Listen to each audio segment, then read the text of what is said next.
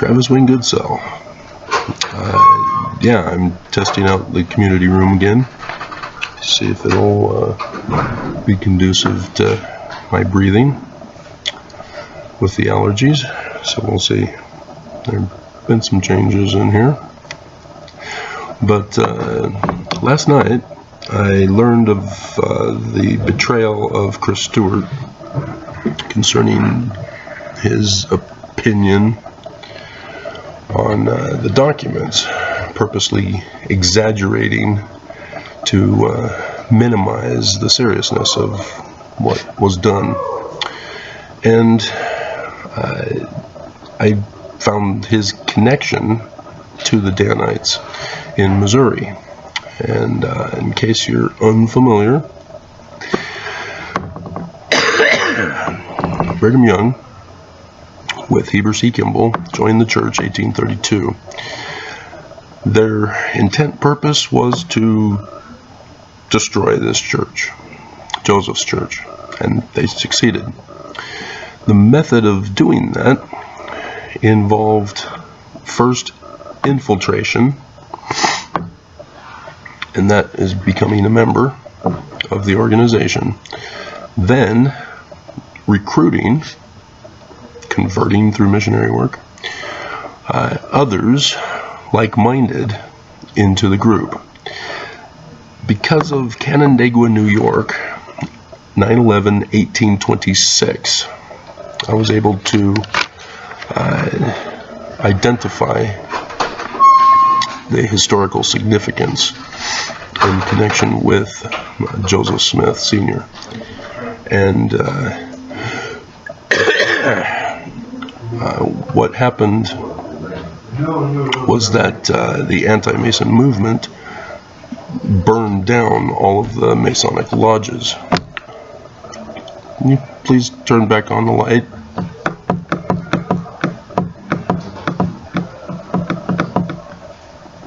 Don't care. Did you need the lights back on, sir? Yeah, it messes up the video quality. I appreciate it. I'll turn it back on for you. Better? Thank you. Yes, sir. And after recruiting, they changed the name of the organization. They included Jesus in it. Joseph Smith started as the Church of Christ. Then in 1834, it became the Church of Latter-day Saints. No Jesus at all involved in any of this. Jesus was a code that they developed to explain the Jewish Messiah.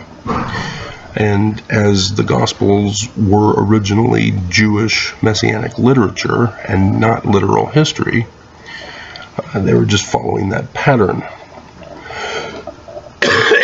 as most people would understand it.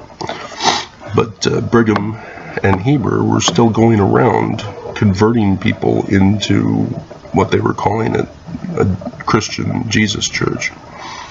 And so in 1838, Joseph Smith had to come out with his history.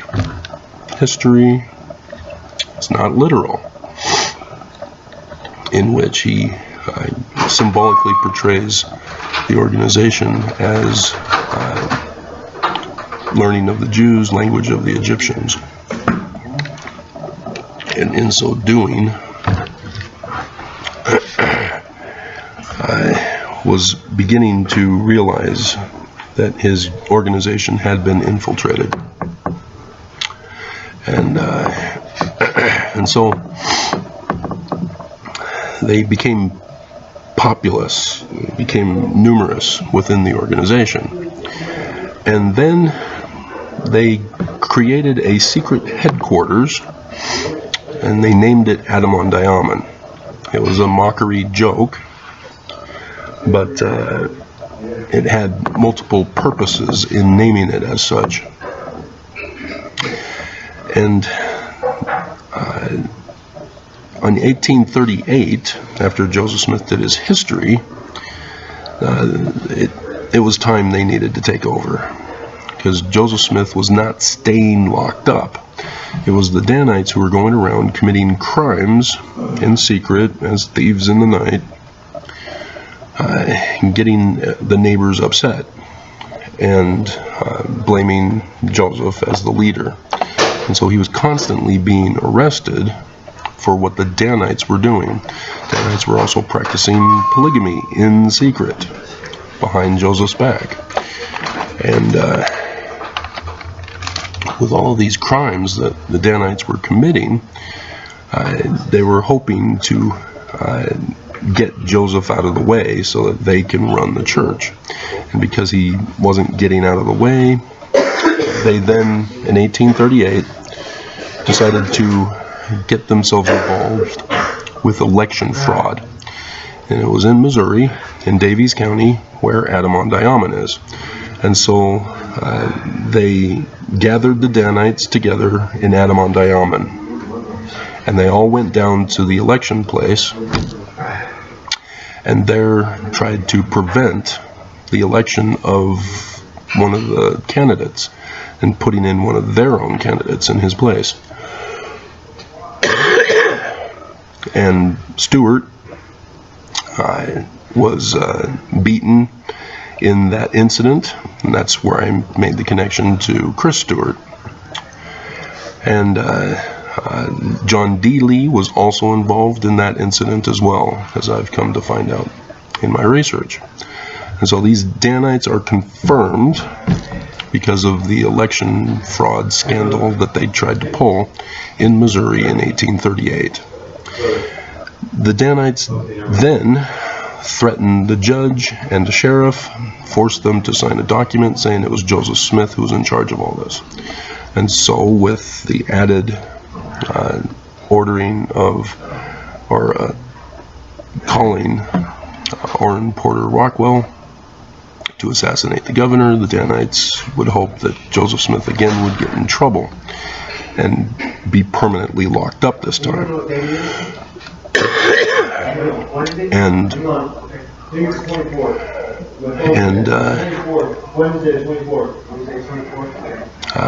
he then, August.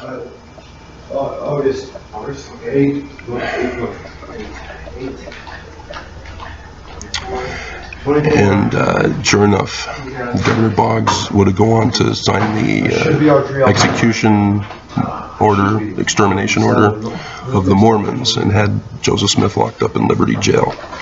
The Danites now had Joseph Smith out of the way. They were hoping it would be permanent this time, but to make sure, they cooed the church. They kicked out Thomas B. Marsh, for example, and other top leaders left the church that year. And so all of the stories that you hear about Thomas B. Marsh's defense of his wife over milk, no. It was all a lie and a cover-up by the Danites to not expose what they were up to. But Brigham Young took over the 12 as a result. And he was now running the church in Joseph's absence, despite Sidney Rigdon, who gave his salt sermon that year.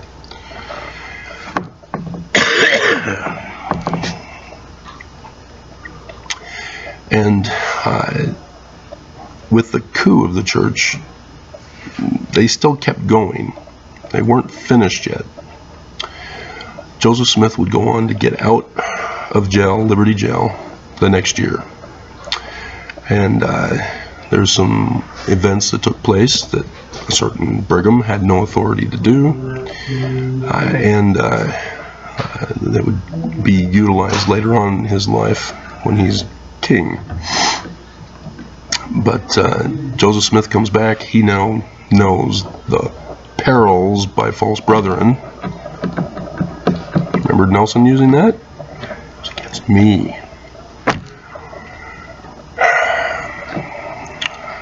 All the nerve. And so he then goes, they then have to plot his assassination now. And so in the process, they're still creating anti-government stuff. They're now looking to build up to go up against the United States. And the Council of 50 was organized, and with the 1842 Nauvoo Lodge of Freemasonry, Brigham purposely had all of his Danites brought into that lodge. And the Warsaw Lodge was not happy with that. That's not how it's done. You don't just let everybody in. Although they may not have known that they were those who had already been at other lodges prior to 1826. And so the Council of 50 was designed as an anti-government when Joseph Smith was running for president. Much better. And he then claimed Joseph Smith was a part of it, along with Sidney Rigdon and other top officials, to get them in trouble in case they ever got exposed.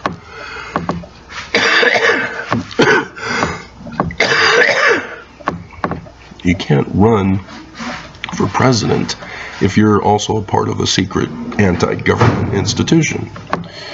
And the whole purpose was to have a backup in case Joseph Smith did actually succeed and win the presidency.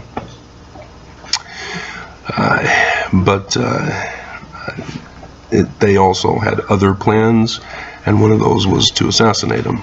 And so the men who escorted Joseph to the jail in Carthage were Danites, except for one of the Nauvoo Legion members, who was John Solomon Fulmer. He was the one who gave Joseph his single-shot pistol. As now Willard Richards made sure to obtain his own pistol, especially after Wilcock, I can't remember the last name, came and gave Joseph a 6-shooter.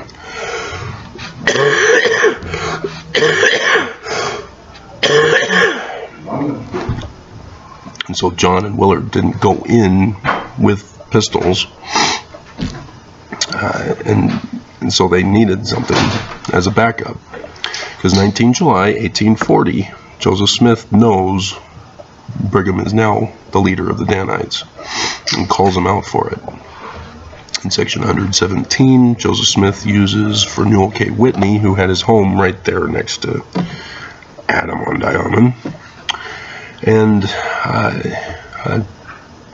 shamed him, exposing him for being a part of the Nicolaitan band, which is from the book of Revelation, if you check your footnotes, which means it's coded for the Danites. See, Joseph knew all of this. He knew right from the very beginning, when the Book of Mormon had to be finished, because it was William Morgan who started it, and it wasn't going to be the Book of Mormon. This was the threat to America that the Danites were a part of, and thus the reason for their infiltration into the church.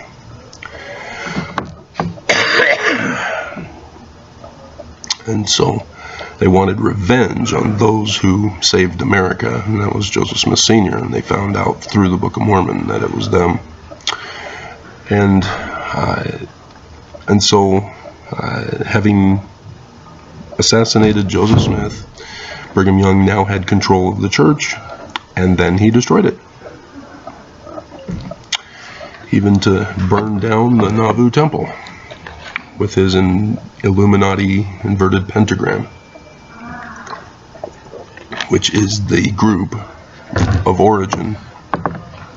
They just go from group to group, infiltrating, rising up in populace, and authority, taking over, destroying, starting a whole new group.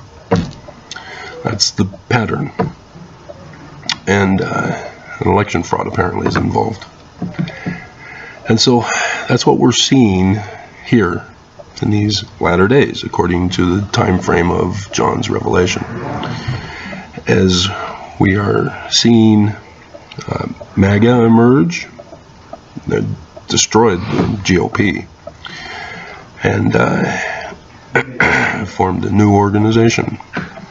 And they're couing the United States, fraudulent election, and what we're going to be witnessing eventually is similar to the Mormon War that started in Missouri after the election fraud, is we'll see a civil war break out here in America.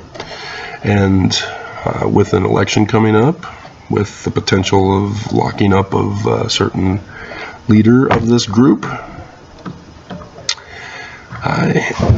we're looking at a potential civil war here in America. And then likely an assassination attempts, seeking to overthrow the American government and then destroying it, starting all over with a fascist government to take control. That's the pattern, and that's where we're at right now. We've seen the infiltration already taking place, the rising up in numbers, rising up into positions of authority, and we've had election fraud already. We're looking forward, not looking forward, but we're expecting, because they told us they're going to do it, another election fraud for the midterms, and a war breaking out to ensure that they win. Here I had them turn on the lights so I can do the video, and you turn them off. And he's not even caring. And so that's where we're at. So understand that it's not just one group seeking to destroy America. It's one origin group that has branched out into numerous different groups. The church being just one of those groups. And you know them by their sign. They've got Confederates involved, we've got neo-Nazis involved, white supremacists, we've got MAGA, GOP, and the church. All of them are part of this. And it goes all around the world, even. Russia, they have the sign as well, with their seal from the Scottish Rites. So, it's not one, it's all over the place. And they're purposely using psychology, which is a fake science, I've been telling you and warning you of this, to brainwash and manipulate the masses. You know, you're stuck having to only vote for one or two parties that have a potential of winning. There are numerous parties, but we only have two main ones that compete. And that's a false dichotomy, when, and in essence, we're being forced to choose between communism or Nazism. That's the two groups. And neither of them are acceptable. And they're being used to cause this clash and contention and fighting, so that, you know, divide and conquer from the art of war to destroy America. So that's the video I was hoping to get out for you guys today. And